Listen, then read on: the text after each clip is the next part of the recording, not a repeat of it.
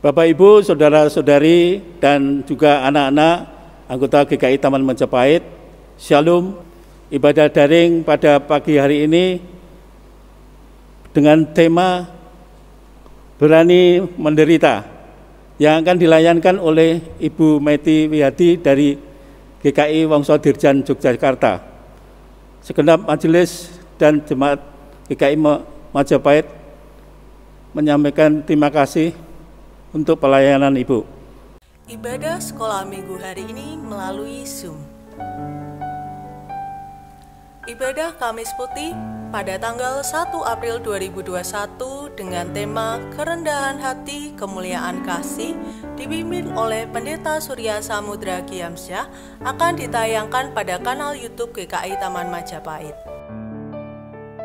Ibadah Jumat Agung pada tanggal 2 April 2021 dengan tema Mungkinkah Allah Telah Kalah dipimpin oleh Pendeta Surya Samudra Giamsyah akan ditayangkan secara live streaming pukul 8.30 pada kanal YouTube GKI Taman Majapahit.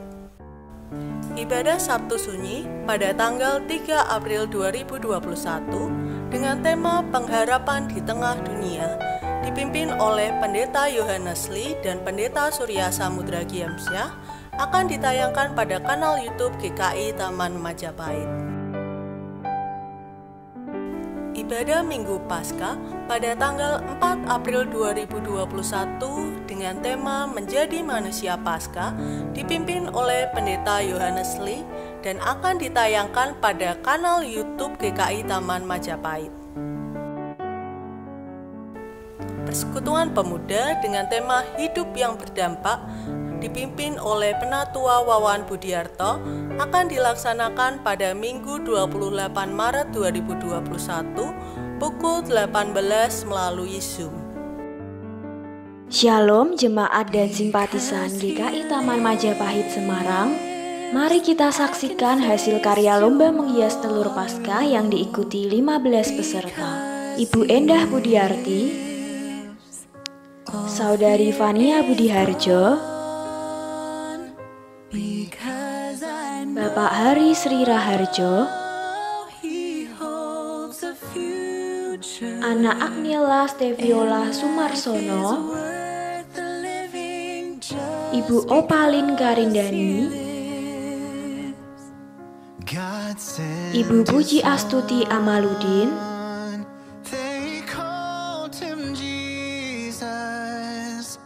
Bapak David Nyo,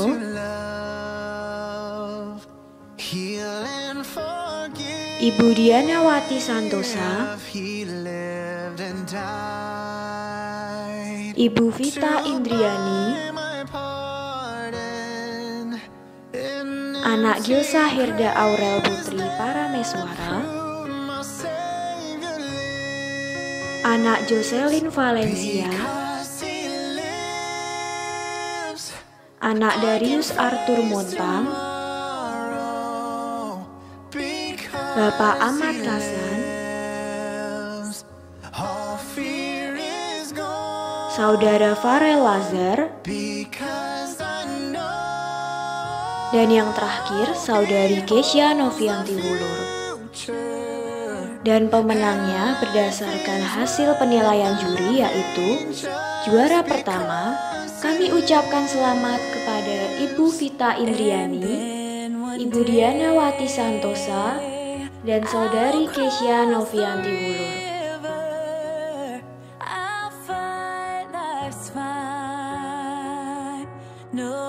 Lalu juara kedua, kami ucapkan selamat kepada Anak Jocelyn Valencia dan Bapak David Nyo.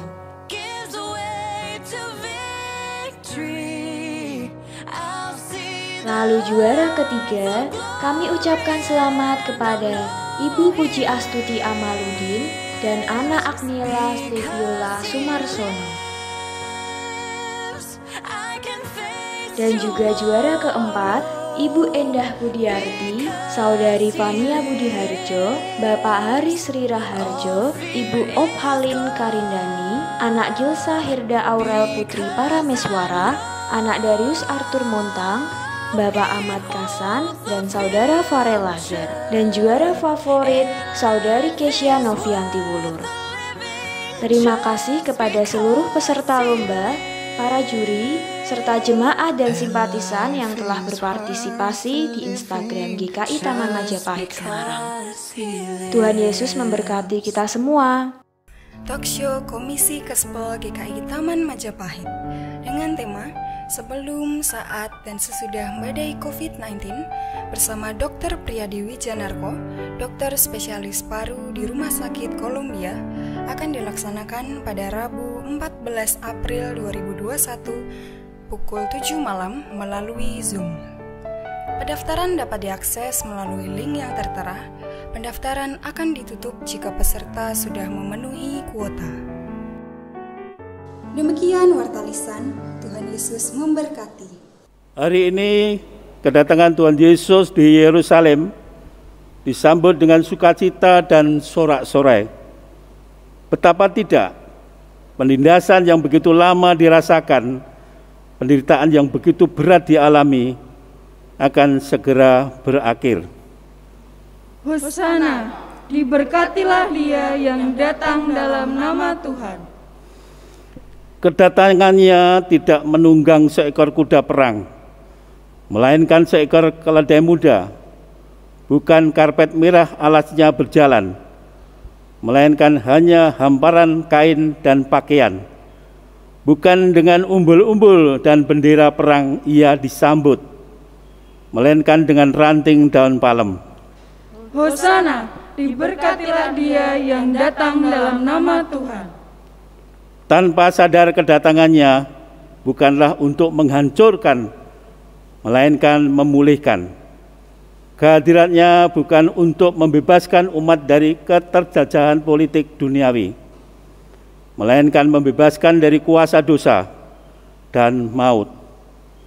Kedatangannya bukan untuk mengalahkan, melainkan memberikan keselamatan secara utuh di bumi seperti di surga.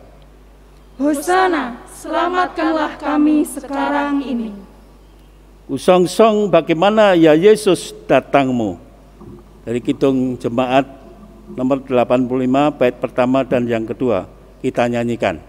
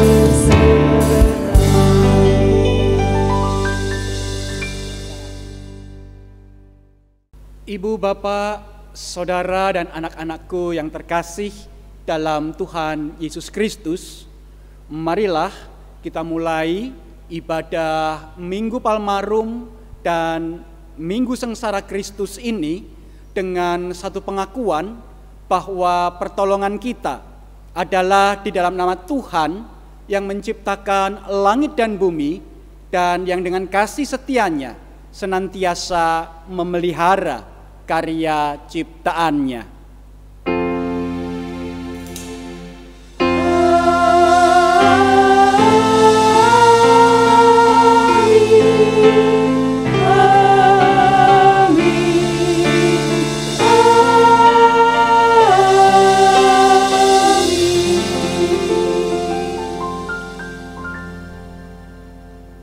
Kristus beserta dengan ibu, bapak, saudara, dan anak-anakku sekalian. Dan menyertai saudara juga. Umat Allah yang terkasih, dalam situasi penuh beban dan penderitaan, semua orang berharap akan adanya pembebasan. Bukan hanya berharap, melainkan juga memaksakan keterwujudan harapan tersebut. Sayangnya, alih-alih menuntut dan memaksakan pada diri sendiri untuk mewujudkannya, ternyata mereka menuntut dan memaksa orang lain untuk turut mewujudkannya. Disinilah keberadaan Tuhan Yesus untuk menderita, bahkan menderita sampai mati, menjadi begitu bermakna bagi penyelamatan semesta secara saksama. Sekarang saya akan membacakan satu bagian Injil dari Injil Matius, pasalnya yang ke-22, ayatnya yang ke-37 sampai dengan ayat yang ke-40 yang berkata, "Kasihilah Tuhan Allahmu dengan segenap hatimu dan dengan segenap jiwamu dan dengan segenap akal budimu." Itulah hukum yang terutama dan yang pertama. Dan hukum yang kedua yang sama dengan itu ialah, kasihilah sesamamu manusia seperti dirimu sendiri. Pada kedua hukum inilah tergantung seluruh hukum Taurat dan kitab para nabi. Umat Allah yang terkasih di dalam Tuhan Yesus Kristus, teladan kasih yang begitu nyata telah dilakukan Tuhan Yesus melalui salib, kematian, dan juga kebangkitannya. Bukan hanya keberaniannya menanggung derita, melainkan juga berkorban hidup seutuhnya bagi keselamatan dunia. Sudahkah kita rela menderita untuk mewujudkan kasih kepada Tuhan dan sesama? Mari kita mengambil waktu hening sejenak.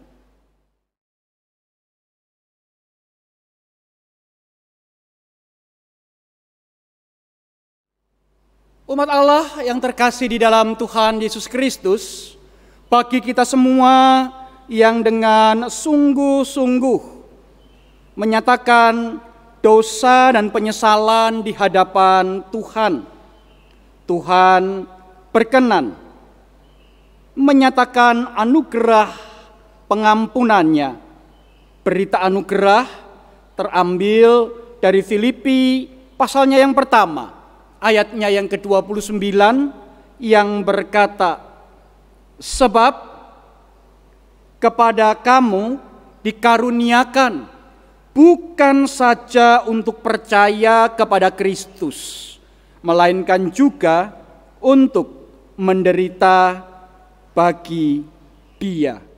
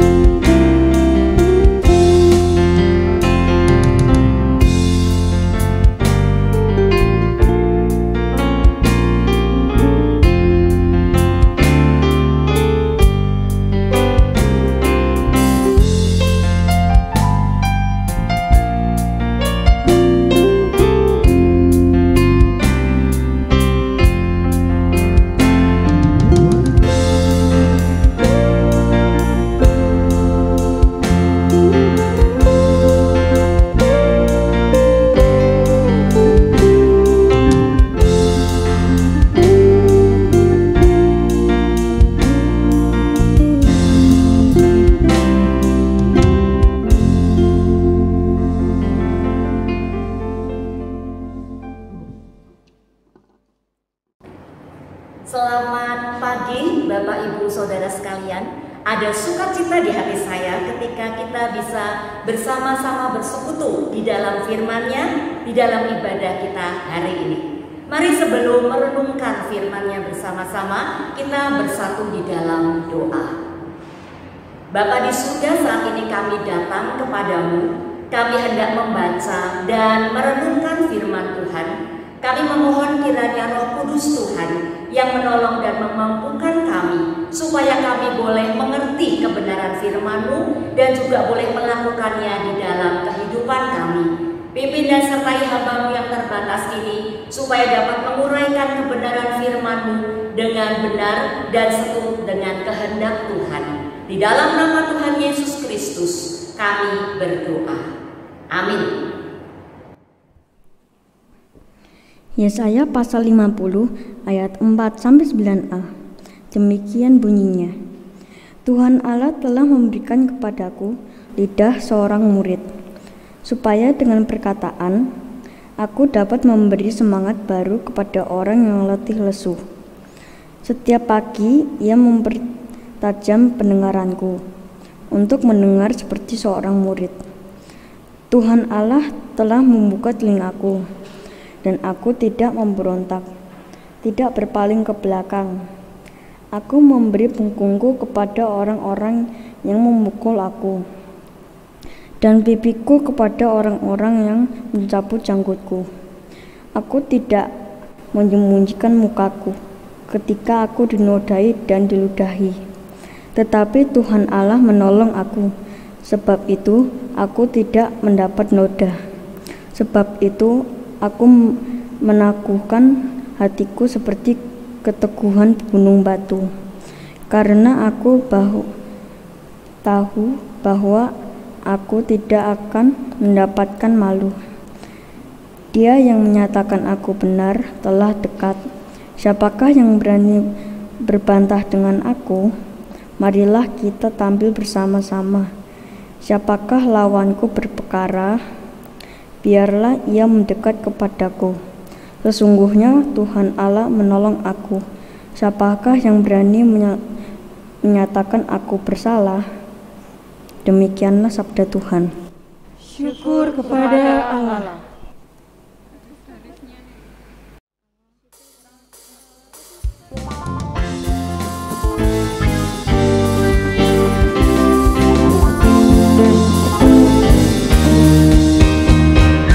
Bersyukurlah pada Tuhan, karena Ia baik, bahwasannya untuk selamanya kasih setianya. Bersyukurlah pada Tuhan, karena Ia baik, bahwasannya untuk selamanya kasih setianya. Bersyukurlah pada Tuhan, karena Ia baik, bahwasannya untuk selamanya kasih setianya. Bersyukurlah pada Tuhan, karena Ia baik, bahwasannya untuk selamanya kasih setianya. Tuhan itu kekuatanku dan mazmurku, Ia sungguh telah menjadi keselamatanku. Sorak-sorai kemenangan sudah menggema dari kemah orang benar. Tangan Tuhan melakukan keperkasaan, meninggikan orang-orang yang benar. Aku tidak akan mati, tapi hidup, dan ku akan menceritakan karya-karyamu. Tuhan telah menghajar aku dengan keras, tapi Dia tak serahkanku pada maut. Bukakan ku pintu gerbang kebenaran-Mu, aku ingin masuk untuk bersyukur. Bersyukurlah pada Tuhan, karena Ia baik, bahwasannya untuk selamanya kasih setianya. Bersyukurlah pada Tuhan, karena Ia baik, bahwasannya untuk selamanya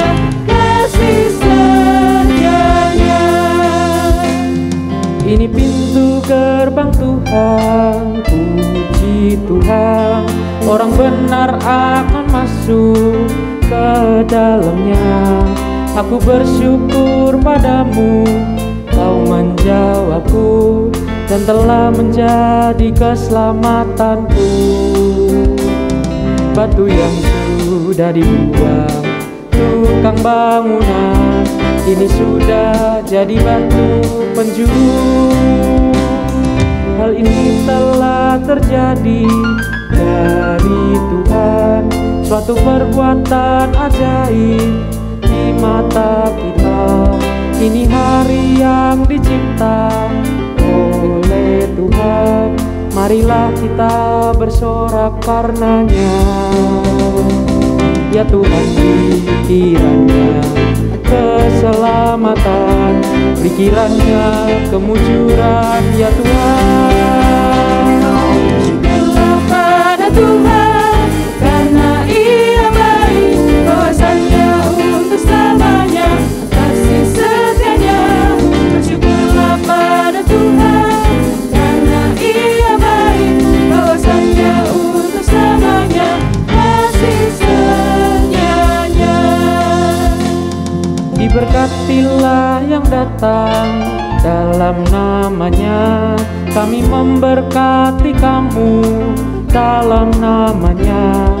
Dia menerangi kita, Tuhanlah Allah, ikatlah korban pada tanduk mezbah. Ku bersyukur kepadamu, ya Allahku, aku akan meninggikan Engkau. Bersyukurlah pada Tuhan, karena Ia baik, kuasanya untuk selamanya, kasih setianya. Bersyukurlah pada Tuhan, karena Ia baik, kuasanya untuk selamanya, kasih setianya.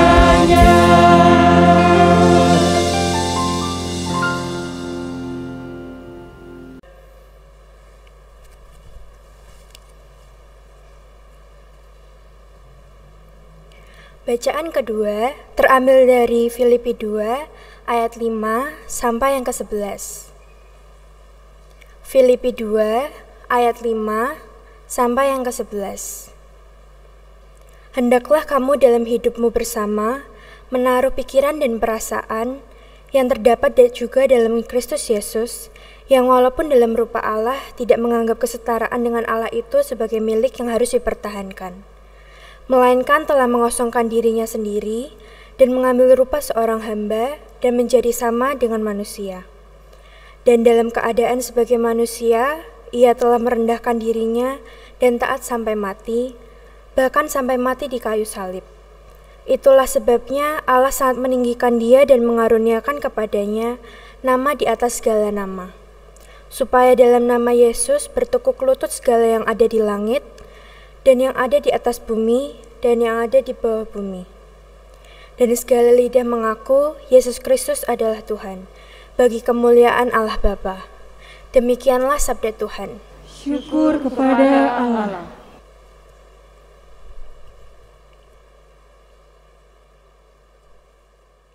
Pembacaan firman Tuhan hari ini diambil dari Injil Markus pasal 11 ayat 1 sampai yang ke-11.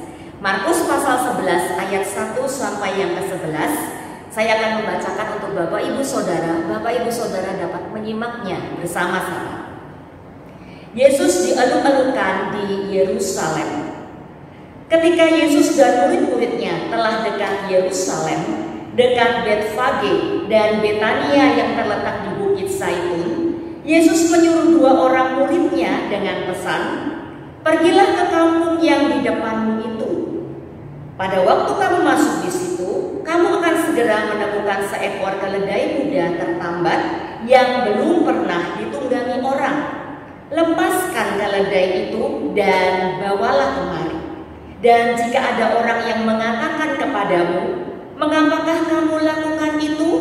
Jawablah, 'Tuhan memerlukannya. Ia akan segera mengembalikannya ke sini.' Mereka pun pergi dan menemukan seekor keledai muda tertambat di depan pintu di luar di pinggir jalan, lalu melepaskannya. Dan beberapa orang yang ada di situ berkata kepada mereka, "Apa maksudnya kamu melepaskan keledai itu?" Lalu mereka menjawab seperti yang sudah dikatakan Yesus. Maka orang-orang itu membiarkan mereka. Lalu mereka membawa keledai itu kepada Yesus dan mengalasinya dengan pakaian mereka. Kemudian Yesus naik ke atasnya. Banyak orang yang menghamparkan pakaiannya di jalan. Ada pula yang menyebarkan ranting-ranting hijau yang mereka ambil dari ladang. Orang-orang yang berjalan di depan dan mereka yang mengikuti dari belakang berseru, "Hosana, diberkatilah Dia yang datang dalam nama Tuhan.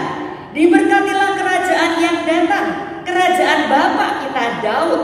Hosana di tempat yang maha tinggi." Sesampainya di Yerusalem, ia masuk ke Bait Allah. Di sana ia meninjau semuanya. Tetapi sebab hari sudah hampir malam, ia keluar ke Betania bersama dengan ke-12 muridnya. Demikianlah Injil Yesus Kristus. Yang berbahagia ialah mereka yang membaca dan yang memelihara firman ini di dalam kehidupannya. Hosiana. Hosiana, Hosiana, Hosiana.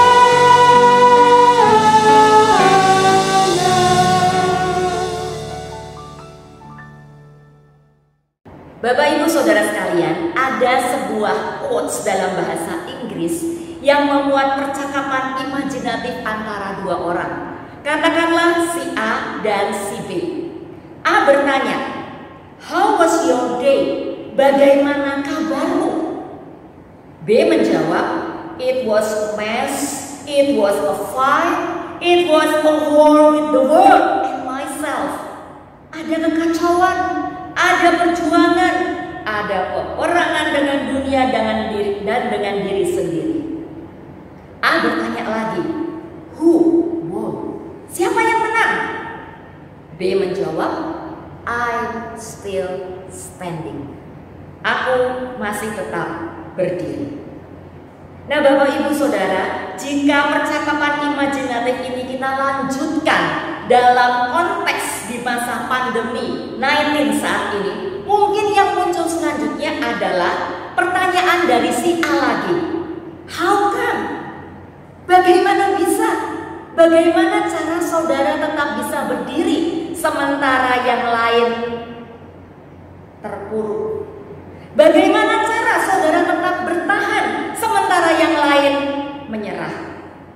Bapak Ibu Saudara sekalian, bukankah ini pertanyaan yang penting ketika kita menjalani hidup kita di masa new normal saat ini? Ketika pandemi COVID-19 belum juga berakhir, maka pertanyaan ini, bagaimana cara saudara bisa tetap berdiri, saudara bisa tetap bertahan sementara yang lain terpuruk dan menyerah? Itu menjadi pertanyaan yang sangat penting. Karena itu kita akan belajar dari perikop firman Tuhan hari ini untuk menemukan jawabannya. Bapak Ibu Saudara sekalian, hal utama yang digarisbawahi dalam narasi Injil kita adalah bahwa Yesus benar-benar sepenuhnya pegang kendali atas bergulirnya peristiwa hari itu dari awal hingga akhir. Dimulai ketika Yesus meminta 2 orang muridnya masuk ke kampung di depan mereka untuk menemukan dan meminjam seekor keledai muda yang belum pernah ditunggangi orang. Nah, cara bagaimana murid-murid mendapatkan dan akhirnya membawa keledai yang dimaksud, prosesnya persis sama dengan apa yang sudah Yesus katakan secara rinci sebelumnya kepada 2 orang murid ini. Bahwa mereka akan menemukan seekor keledai muda tertambat di depan pintu, di luar, di pinggir jalan, dan bahwa akan ada orang-orang yang bertanya kepada mereka ketika mereka melepaskan dan membawa keledai itu, dan bahwa bagaimana murid-murid menjawab pertanyaan orang-orang itu persis seperti yang Yesus pesankan kepada mereka. Tuhan memerlukan Bapak Ibu Saudara, kita simpan poin penting ini terlebih dahulu. Kita akan melanjutkan kisahnya. Lalu murid-murid membawa keledai itu kepada Yesus dan mengalasi dengan pakaian mereka. Kemudian Yesus naik ke atasnya dan berangkat menuju ke Yerusalem. Dengan kata lain, keledai itu menjadi ikon yang penting dalam peristiwa hari itu. Tepatnya keledai muda yang belum pernah ditunggangi orang. Di masa ini, keledai itu bukan binatang yang populer, apalagi di Indonesia ya Bapak Ibu Saudara. Tapi di zaman Alkitab, keledai itu termasuk binatang yang sangat penting. Ia disebutkan 123 kali dalam Alkitab.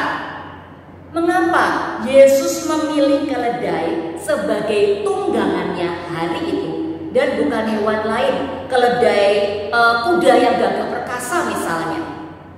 Jawabannya sederhana, karena sejak dahulu kala keledailah yang dipandang sebagai lambang rajani dalam tradisi Ibrani.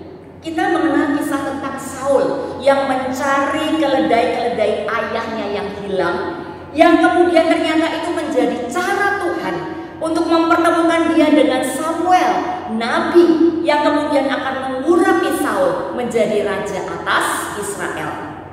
Ada juga kisah tentang Ziba, hamba Mephiboset. Mephiboset ini adalah keturunan terakhir dari keluarga Saul. Dalam 2 Samuel 16 ayat 1 dicatat bagaimana Ziba ini menjumpai Daud dengan sepasang keledai berpelana dengan muatan 200 kepul roti, 100 buah kue kismis, 100 buah buah musim panas, dan sepuyung anggur. Ketika Daud bertanya, apa maksud semua ini? Ziba kemudian menjawab, keledai-keledai ini bagi keluarga raja untuk ditunggangi. Artinya, keledai-keledai menjadi tanda pengakuan Ziba atas kerajaannya Daud. Maka tidak heran Bapak Ibu Saudara sekalian, jika di zaman para nabi, kurang lebih 575 tahun sebelum Masehi, muncul nubuat tentang juru selamat raja nih yang akan datang dengan menunggang seekor keledai.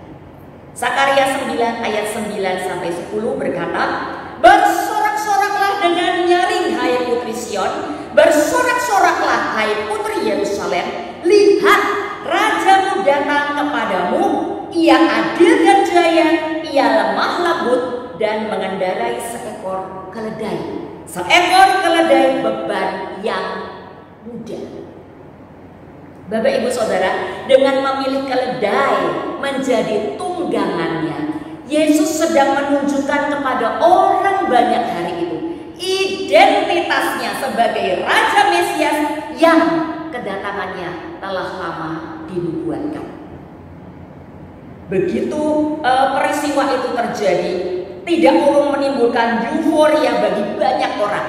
Begitu melihat Yesus datang dengan menunggangi seekor keledai, Alkitab mencatat banyak orang yang menghamparkan pakaian di jalan, ada pula yang menyebarkan ranting-ranting hijau yang mereka ambil dari ladang.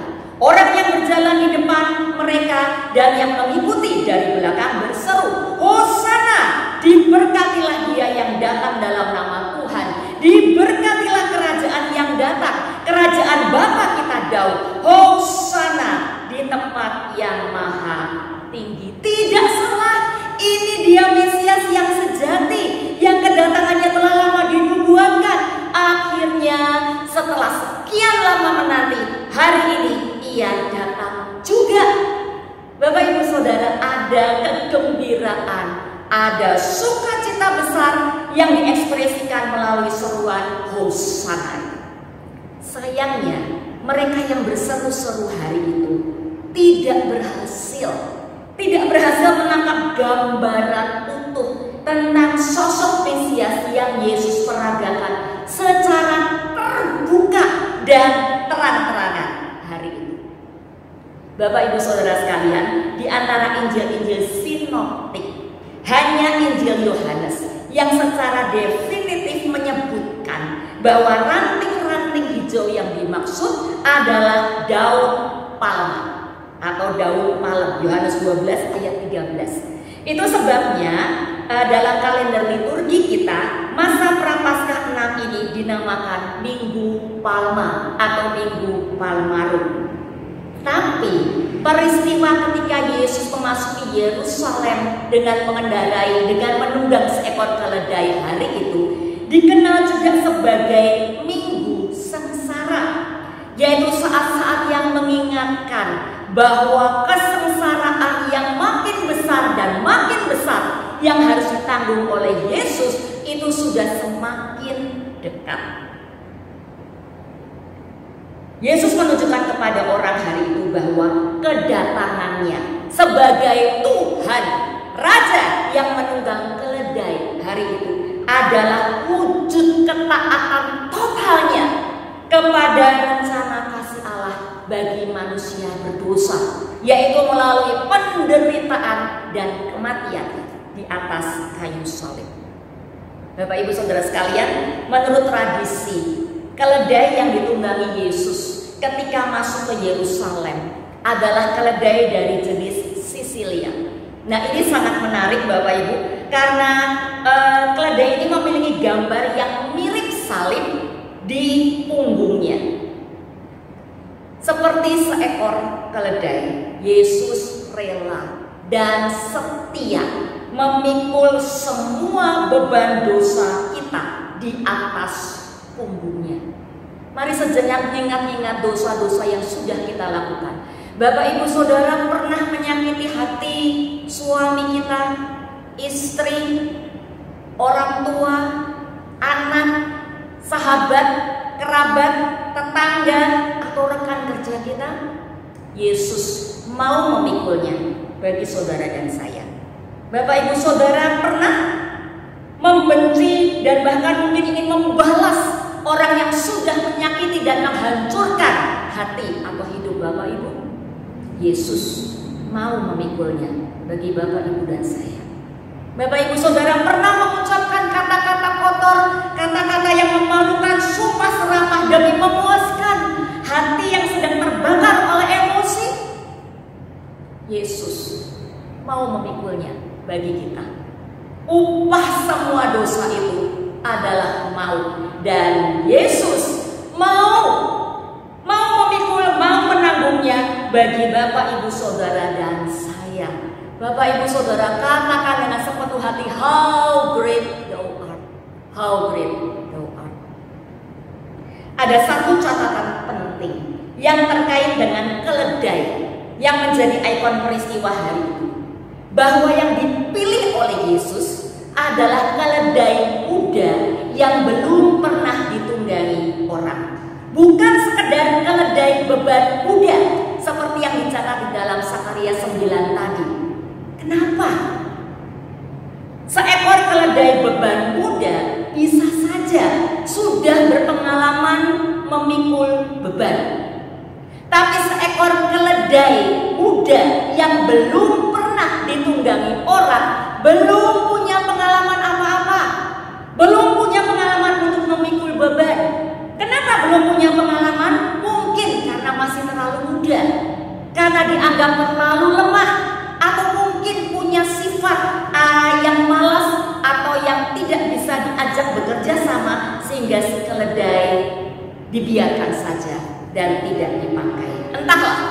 Tapi yang jelas hari itu si keledai muda ini untuk pertama kalinya memikul bebannya, yaitu menjadi tunggangan seorang raja. Wow. Mari kembali kepada poin penting yang kita simpan di awal tadi. Jawaban murid-murid Yesus kepada orang yang bertanya kepada mereka, mengapa mereka mengambil keledai itu? Mereka menjawab, Tuhan memerlukannya. Tuhan memerlukannya. Bapak Ibu Saudara, ini pesan yang sangat penting bagi murid-murid termasuk Bapak Ibu Saudara dan saya, khususnya di masa pandemi COVID-19 saat ini.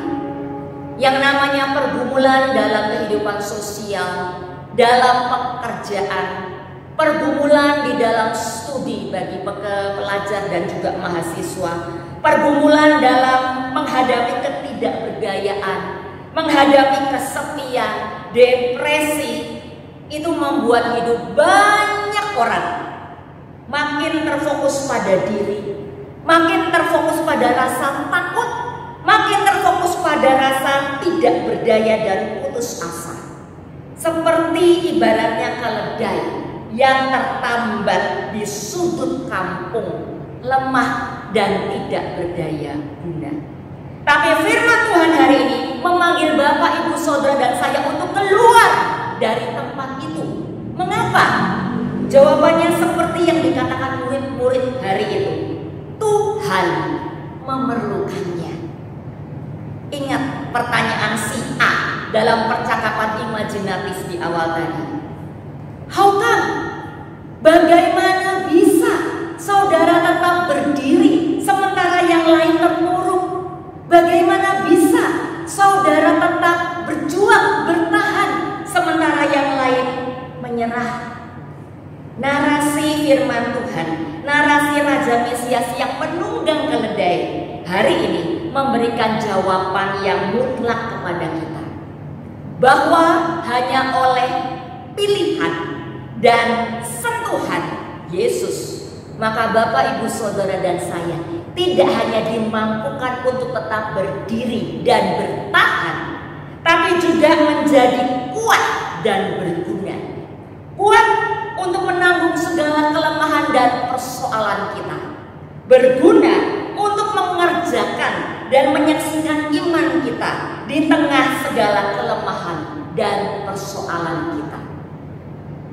Tuhan memilih Bapak, Ibu, Saudara dan saya, berapapun usia kita, apapun status kita, dan bagaimanapun kondisi kita. Tuhan memerlukan Bapak, Ibu, Saudara dan saya untuk berani memikul beban yang Dia percayakan kepada kita. Atau dalam bahasa tema hari ini, berani menderita bagi Dia. Bagaimana konkretnya? Dua hal. Pertama, Yesaya 50 ayat 4-9a mengajak kita untuk berani menjadi pribadi yang berani untuk terus belajar. Berapapun usia kita mau terus belajar supaya dapat lebih memahami konteks hidup di masa new normal saat ini. Makin mengerti konsep-konsep baru dalam kehidupan sosial maupun pekerjaan. Makin terampil memilah dan memilih informasi yang baik, yang faktual dan yang akurat. Intinya, belajar memperlengkapi diri dengan hal-hal yang baru supaya hidup kita tetap produktif dan berguna bagi sesama kita. Hal yang kedua, Filipi 2 ayat 5-11 mengajak kita untuk makin sehati dan sepikir dengan Tuhan Yesus. Belajar merendahkan diri dan menanggalkan ego kita supaya kita bisa menyatakan kasih dan pengharapan yang sejati. Suami dan istri saling menopang satu dengan yang lain. Orang tua hadir bagi anak dan pergumulannya. Anak-anak yang muda terutama juga hadir dalam hidup orang tua dan pergumulan mereka. Dengan sukacita mendampingi untuk membantu, khususnya orang tua yang mengalami kesulitan atau kendala ketika harus menggunakan teknologi daring untuk ibadah misalnya. Nyatakan juga kasih dan pengharapan pada sahabat, kerabat, saudara-saudara kita yang kurang beruntung, yang mungkin saat ini sedang mengalami bencana, entah itu tanah longsor, banjir, dan bencana lainnya. Saling mendukung, saling mengingatkan juga dalam mematuhi protokol kesehatan demi kepentingan bersama. Intinya adalah menjadikan hati Kristus hati kita, menjadikan pikiran Kristus pikiran kita, supaya melalui hidup kita kasih Kristus itu bisa dirasakan oleh sesama kita. Bapak, Ibu, Saudara sekalian, percayalah, pandemi COVID-19 memang belum berakhir. Pergumulan demi pergumulan masih harus kita hadapi. Tapi setiap orang yang berani memikul beban yang Tuhan percayakan kepadanya, berani menderita demi menjadi berkat bagi sesamanya, pada akhir hari, pada setiap akhir hari dapat berkata dengan hati penuh syukur, with God grace, by His grace, hanya oleh anugerahnya, I'm still standing. Aku tetap berdiri. Selamat menghayati masa sengsara Sang Juru Selamat. Tuhan memberkati. Amin. Bersama dengan umat Tuhan, dulu, kini, dan sepanjang masa, marilah kita meneguhkan kembali pengakuan iman kita menurut pengakuan iman rasuli. Aku percaya kepada Allah, Bapa yang Maha Kuasa, Khalik langit dan bumi, dan kepada Yesus Kristus, Anaknya yang tunggal Tuhan kita, yang dikandung dari Roh Kudus, lahir dari anak darah Maria, yang menderita sengsara di bawah pemerintahan Pontius Pilatus, disalibkan, mati, dan dikuburkan, turun ke dalam kerajaan maut, yang pada hari ketiga bangkit pula dari antara orang mati, naik ke surga, duduk di sebelah kanan Allah, Bapa yang Maha Kuasa, dan dari sana Ia akan datang untuk menghakimi orang yang hidup dan yang mati. Aku percaya kepada Roh Kudus, gereja yang kudus dan am, persekutuan orang kudus, pengampunan dosa, kebangkitan orang mati, dan hidup yang kekal. Amin.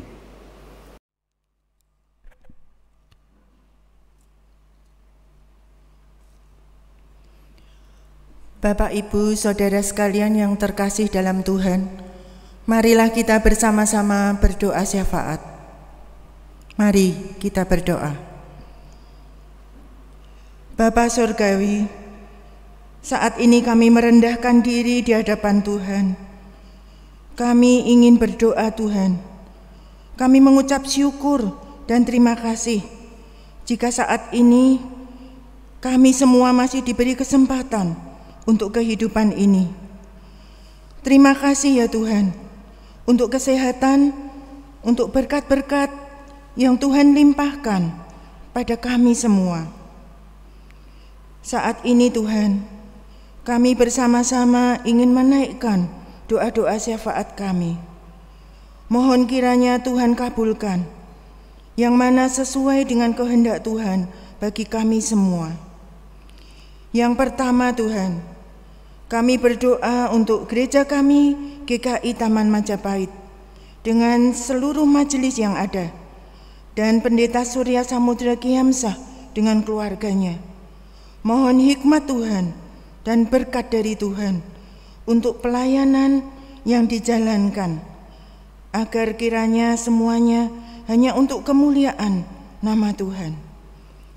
Kami juga berdoa Tuhan untuk komisi-komisi yang ada di GKI Taman Majapahit, dari komisi anak, remaja, pemuda, dewasa, lansia, kebaktian, PUK, panitia Paskah khususnya, gugus tugas, serta semua yang terlibat di dalam pelayanan. Kiranya Tuhan memberkati jelilah mereka, saudara-saudara kami itu Tuhan, sehingga seluruh program yang ada, yang direncanakan dari komisi-komisi yang ada, hanya untuk kemuliaan nama Tuhan. Terima kasih Tuhan.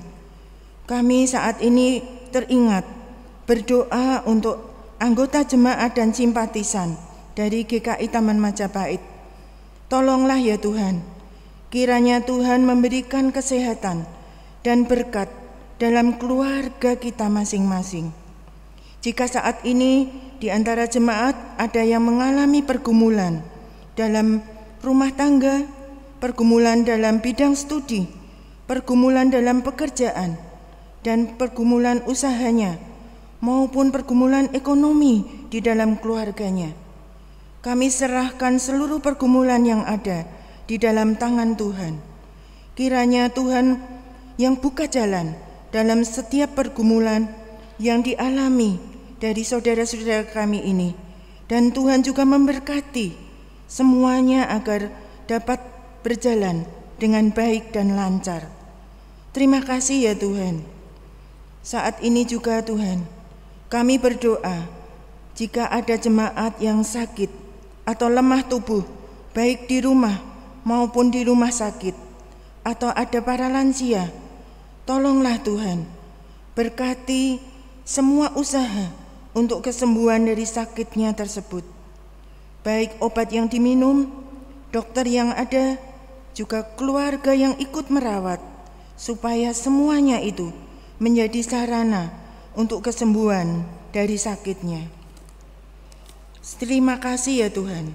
Saat ini pula kami berdoa, jika ada keluarga-keluarga yang mengalami kedukaan karena salah seorang keluarganya telah meninggal dunia, tolonglah Tuhan, berikan ketabahan dan penghiburan, agar seluruh keluarga duka yang ada tidak hanya berduka, tetapi dapat bersukacita karena Tuhan yang memberikan sukacita itu.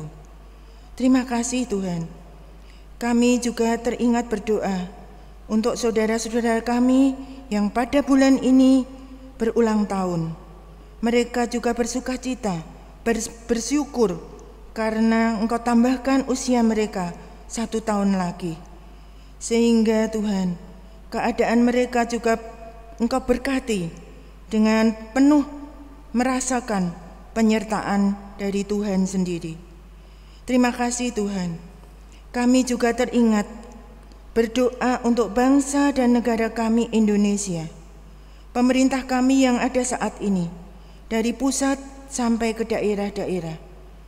Khususnya Tuhan, Presiden, Wakil Presiden, para menteri, para gubernur, bupati sampai dengan RT dan RW. Mohon berkat Tuhan agar dalam menjalankan tugas-tugasnya mereka dengan jujur dan penuh tanggung jawab, agar semuanya itu dilakukan hanya untuk masyarakat Indonesia, sehingga masyarakat Indonesia juga merasakan kedamaian yang ada. Terima kasih Tuhan. Saat ini pula Tuhan, kami berdoa untuk wabah COVID yang mana masih ada di negara kami khususnya dan di seluruh dunia pada umumnya. Mohon belas kasihan dari Tuhan agar wabah COVID ini segera dapat diatasi dengan adanya vaksin. Berkati Tuhan vaksin yang tersedia sehingga aman untuk masyarakat, dan masyarakat juga masih mau mematuhi protokol kesehatan. Kami juga berdoa Tuhan untuk orang-orang yang terkena virus COVID ini. Tolonglah Tuhan, berikan kekuatan dan berkat dari Tuhan, agar mereka cepat pulih kembali dan mereka sehat secara jasmani. Terima kasih ya Tuhan. Saat ini Tuhan, kami berdoa untuk persembahan yang telah diberikan oleh saudara-saudara kami ini. Kami mengucap syukur dan terima kasih ya Tuhan. Biarlah persembahan yang telah dikumpulkan ini dapat untuk kemuliaan nama Tuhan, khususnya di GKI Taman Majapahit ini. Berkati juga Tuhan orang-orang yang telah memberikan persembahan itu, agar mereka juga mendapatkan berkat, merasakan berkat itu dari Tuhan. Terima kasih Tuhan, terima kasih. Inilah rangkaian doa syafaat kami Tuhan, yang kami alaskan hanya di dalam nama Tuhan Yesus Kristus yang mengajar kami berdoa. Bapa kami yang ada di surga, dikuduskanlah namamu, datanglah kerajaanmu, jadilah kehendak-Mu di bumi seperti di surga. Berikanlah kami pada hari ini makanan kami yang secukupnya, dan ampunilah kami akan kesalahan kami, seperti kami juga mengampuni orang yang bersalah kepada kami. Dan janganlah membawa kami ke dalam pencobaan, tetapi lepaskanlah kami dari yang jahat, karena Engkaulah yang empunya kerajaan dan kuasa dan kemuliaan sampai selama-lamanya. Amin.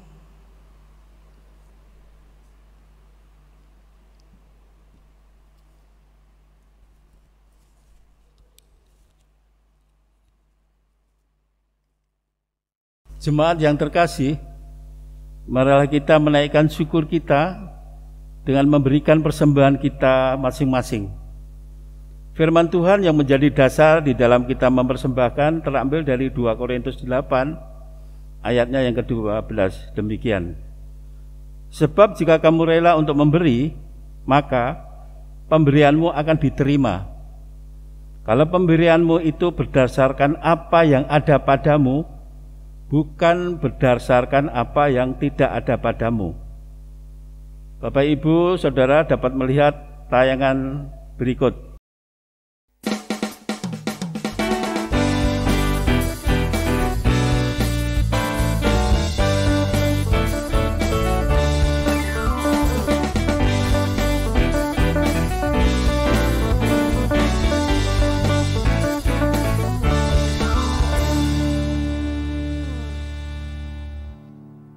Terima kasih, Tuhan memberkati kita semua.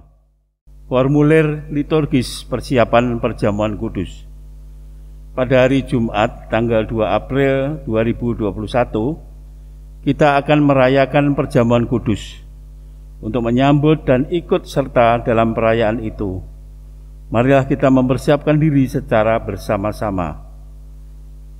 Pada perjamuan malam terakhir, Kristus menghendaki kita merayakan perjamuan kudus untuk menyenangkannya. Mengenang Kristus berarti mengalami kehadirannya seperti murid-muridnya dahulu mengalami kehadirannya bersama mereka. Mengenang Kristus juga berarti menyadari secara pribadi seluruh kehidupan Kristus yang diberikannya bagi keselamatan dunia. Sejak ia lahir, melayani, menderita sengsara, mati, dibangkitkan, dan dimuliakan di surga.